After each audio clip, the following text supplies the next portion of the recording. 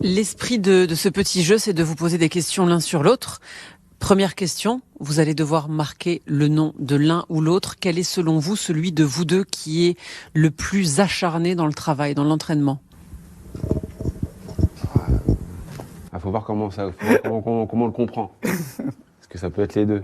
Alors Fab, c'est moi Fab. Oui, Fab, c'est toi. Ouais, mais lui, il dit que c'est lui aussi. Mais il faut voir ce qu'on entend par là. Le plus carré, celui qui pas ne la même déroute chose. pas de la feuille de route qui s'est fixée le matin. C'est pas la même chose. Moi, je reste sur moi quand même. Hein? Nicolas? Ouais, on va dire Fab si c'est dans ce sens-là. On va dire que c'est le plus acharné.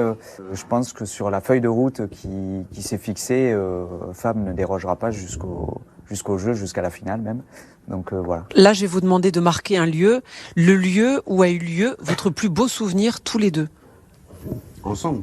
Ensemble, bien sûr. Il a direct, lui. Bah ouais. Waouh, unanimité. Qui veut nous raconter? Lui.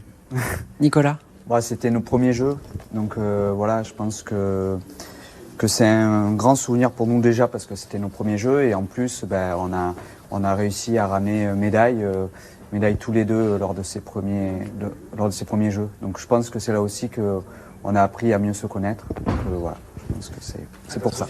Ah, ça marque toujours les premiers jeux, évidemment. Dernière question, le défaut selon vous de l'autre?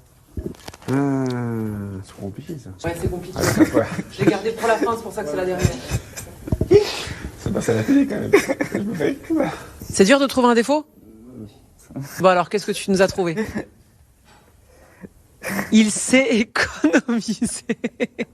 Ok. J'ai marqué ça gentiment. Mais il a bien raison, non? En tout cas, lui, c'est une de ses forces. Hein. C'est une de ses forces. Bon.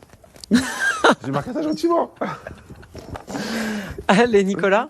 Mauvais perdant, alors en même temps ça peut être une qualité. Même sur un exercice, un entraînement, ça peut être difficile d'être en face parce qu'il ne supporte pas de perdre un point à l'entraînement. Donc c'est... Alors justement, comment il se comporte quand il perd? Il boude, on le voit plus. Il peut s'agacer. Il s'énerve. Ouais, il crie. Il peut s'énerver, il peut un peu souffler. Donc c'est vrai que qu'en face, on se dit bon, ça va, c'est l'entraînement. Mais non, il est tellement intransigeant vers lui que voilà, il dit qu'il accepte de faire des fautes, mais s'il en fait trop, ça l'énerve vraiment beaucoup.